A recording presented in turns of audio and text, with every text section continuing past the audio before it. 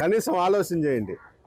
నువ్వేందో municipality అభివృద్ధి కోసం అన్ని వ్యాపారస్తులను అందరినీ కూడా పిలిచి నువ్వు చందాలు అడుగుతాండవు.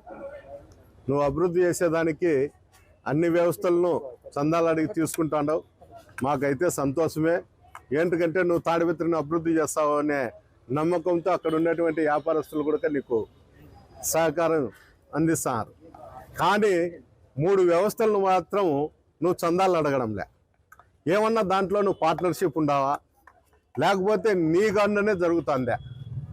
మటక, గ్యామ్లింగు, బంగ్యాకు.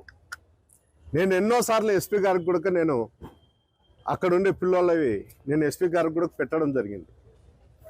దానిపైన చర్యలే లేవు. అంటే నేనేమనుకుంటా అంటే ఎమ్మెల్యే ఏమన్నా ఆడిస్తాడో, ఎమ్మెల్యే తండ్రి ఆడిస్తాడో, పాపం పట్టణాభివృద్ధి కోసం అందరినీ పిలిచి డైలీ మీటింగ్ పెట్టి డెవలప్మెంట్ చేయాలని అనుకుంటున్నాడు.